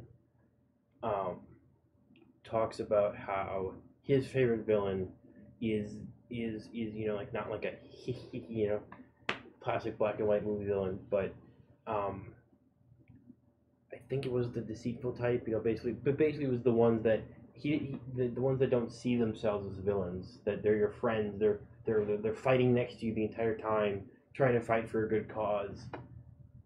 He likes those the villains of the story. And I find it interesting, kind of going on what you were talking about in terms of villains, and again too how that narrative, right?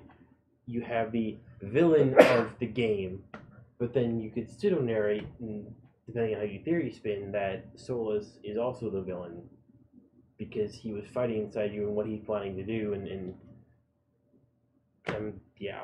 There is a wide range of room for moral ambiguity, and good stories manage it without actually being ambiguous. Remember, the Spock requires that there is an opponent. They don't necessarily have to be evil, but relative to our protagonist's goals, they are.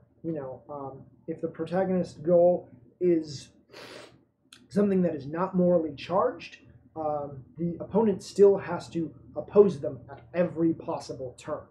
A villain who sits by and does nothing, or a villain who isn't really the villain, leads to a story with less tension than it should have.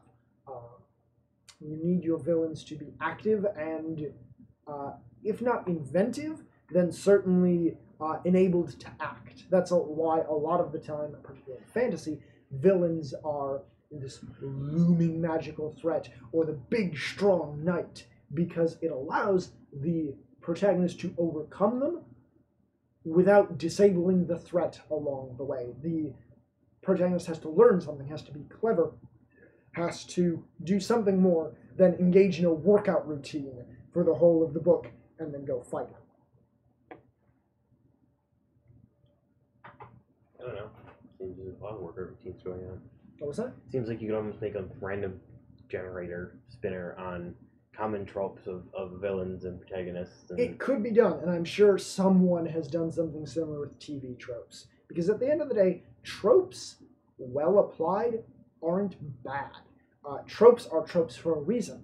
They work, and oftentimes you can get away with a lot by leaning on a trope well. Because what a trope is there for, when used properly, is to shorthand information to the reader that they wouldn't necessarily know in the absence of those cultural contexts and clues. You know, all fantasy starts on a farm is a trope. And when you open a story, and the story starts on a farm, and you had a vague inclination that it was a fantasy novel, you've now been confirmed, or you've now had it confirmed for you. This is a fantasy novel. What kinds of things can I expect? And then when those things come up, as long as it's not connect the dots and boring, it creates tension, because the writer or the reader is going, okay, I can follow along with this, but where is it going to diverge? What is it doing differently? And once you start doing things differently or more cleverly, you've got the reader hooked, because now you've proven to them, this is a thing you like, and I'm going to do something interesting with it. Nobody likes the same joke over and over again, but if I can tell a more clever version of why did the chicken cross the road, it'll get a laugh. So then, in like film media, there's the coveted everyman protagonist slot. Mm-hmm. Is that an issue in writing? And if so, like how have different medias tried to address it? Different like films and books, and then how is there a way to be successful at it without being too like, yeah, well, everyone and their grandmother has done this trope or whatever. We touched to on give diversity. We touched on the everyman question earlier when we talked about the problem of talking heads. The go-to solution to avoiding talking heads is to have your protagonist know basically nothing about the world, so that they are similar to the reader and will ask questions that the reader, one, would ask, and two, that the reader needs to know. There's nothing fundamentally wrong with doing that, both because it's technically sound and because it's practical in universe for your character to know little to nothing about the setting. Because if a character knows too much about the setting, one, the problems from a technical angle of explaining things, but also you get a protagonist who has fewer challenges. And remember, the key to tension and escalating tension is bigger and bigger challenges, or more intense challenges. A protagonist who is already well equipped intellectually to deal with the setting they're in has a leg up on the same character without those same tools. I would argue the best solution is for the protagonist to know just enough to get the ball rolling and to make it through each stage. I forget where the quote is from, but there's a quote from an old science fiction novel to the effect of some Marines in space are deployed to another planet with crappy gear, far less than they would like. And when the protagonist complains about this, the response he gets from his commanding officer is, look, son, in the whole history of mankind, human beings have gone to war with exactly what they would need, which is inevitably far less than they would like. Your protagonist who has to fight the big strong knight would love to be strong himself and skilled at swordplay. He's not. He's just good enough to survive and get himself in more trouble. So is that why then you could argue something like Ender in Ender's Game and Harry Potter are much more successful as protagonists, or? In the case of Harry Potter, I would argue that's part of the appeal, especially because in the first book, a huge selling point is that sense of wonder. Harry's never seen anything like this. And while Harry Potter isn't a first-person perspective, it very clearly leans on Harry. I might argue it's third-person limited. It's been a while since I've actually gone through it, but I'm fairly certain it's third-person limited, which means we get Harry as the noun rather than I, but we only ever see Harry's thoughts, and we only ever have his perspective.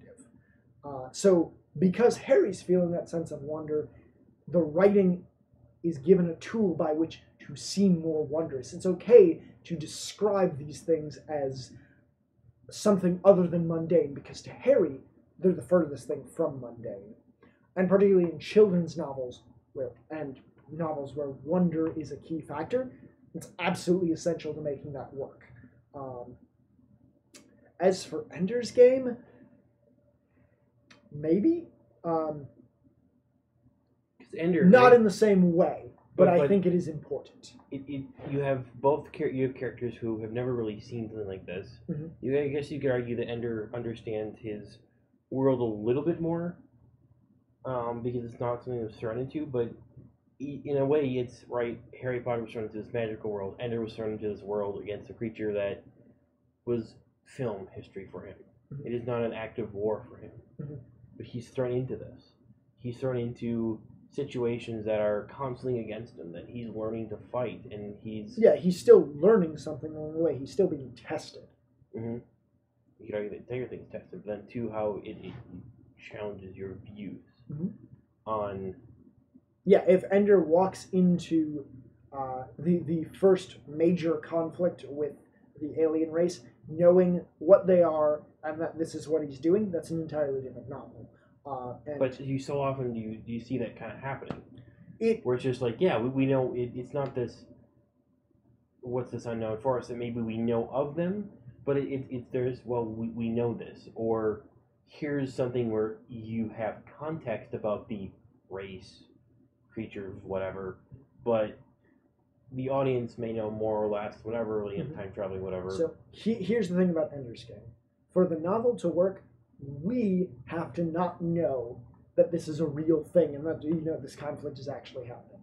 If Ender has a different perspective than us, that doesn't work because we're reviewing from Ender's perspective. We can't have that mystery if our perspective character knows about it. As for the general question of how common is this, should it be done, etc., the characters, particularly the protagonist, should always know exactly as much as they need to know to get involved and get themselves in trouble, and no more than that. So in kind of, to make Ender's Game even work as a book, you have to force the person into the reader into the protagonist slot in some way. Yep. The protagonist has to be on the same level of understanding as the reader, or there's no mystery. It's the same reason you can't write a Sherlock Holmes novel from Holmes's perspective. They're usually from Watson's. But you couldn't write one from Sherlock's perspective. One, because Sherlock knows the answer long before we do, typically. And you couldn't write it from his perspective where he knows the answer on page 1 and knows it's the answer, because then there's no mystery for us. Makes sense. Just interesting world, and you think you know something, and then it goes deeper, and but yeah, it's interesting too, right? You have perspectives and what you thought, and you kind of mentioned earlier about like how changing perspective based on what things were said. Like, so let's say, did you read Ender's Game and the other series? Or it's been a very long time. Okay, you at least read. Did you read any of the trilogy? I don't think so. Okay, so if you read Ender's Game and then you read, I forget what it's called, but one of the sequels. Well, not one of the sequels. It's the trilogy that comes from the perspective of a different character being. Okay. But it's basically it follows Ender's Game, but from Bean's perspective. Mm-hmm. And when you have Bean's perspective, because you came from Ender's perspective first, when you have Bean's perspective, it just like throws your understanding of the world. Yeah, it's an entirely different narrative, even though the same events are happening. And that, it's interesting though because it makes you think of something different than you did before, or maybe understand the world a bit different because you see the things that you don't see about. Ender was forced to learn this stuff, but here's his combat team who he didn't even realize that they're going through learning each other, and they knew this stuff before he did. Mm-hmm. Not in the sense of they were really fighting the war all along, but they knew that they were going to be together as combat leaders and stuff, or things didn't make sense, and here's why, or here's the conflicts that Bean went through, and you think Ender's conflicts were hard, and you see Bean, and it's just kind of whoa, and you see different perspective from Bean too. He was brought in a different way. He wasn't permission to have a third kid. It was you're off the streets, and mm-hmm. So perspective is absolutely a powerful thing in storytelling. It radically changes the story you're telling, assuming you're doing your job right. That said, it's very easy to trip up doing multiple perspectives, particularly when people try to do multiple perspectives without clean breaks. That is a recipe for disaster, because the moment you lose your reader in transition from one perspective to another, you've lost any sense of narrative flow. AR units, action reaction units break down. It gets messy, which is why a lot of authors do it on chapter breaks or with several paragraph spacing. Where you might be in one character, then you're continuing the story with this other character, then coming back to the main character. Yep. So, talking breaking perspective and changing it, I think a good common one that really broke people's perspective was To Kill a Mockingbird. Yes, the recent re-release, the next version in More of the Future. That really broke people's perspective. It was that good writing, just different perspective. How does that fall in the writing narrative as far as if I'm going to start writing books and maybe I want to plan this sort of rug pull on my readers? So what should I be careful of, or is that even advisable? First thing, that particular example, there's a great deal of concern and speculation about, at least the last time I looked into it, that the author, who was aging at the time, may have been manipulated into writing and or publishing that, and it may not have been part of the original narrative. It may have just been a cash grab or an attempt to undermine the original work, etc. But to answer the broader question, as part of story plotting, it is important to understand the motivations of any and all of your characters at any given time, which means understanding what it is that they're trying to do in a given scene. Ideally, in a given scene, you have your protagonist, their opponent, and the objective at which the two are diametrically opposed, and not much else in terms of characters, because the more characters you get involved, the messier it gets. But that doesn't mean other characters aren't active. It doesn't mean that the only person your character comes into conflict with is their Spock opponent. In Harry Potter, Harry and Ron often come into conflict. The Spock doesn't even mention Ron, in all likelihood, but the story requires those two to come into conflict.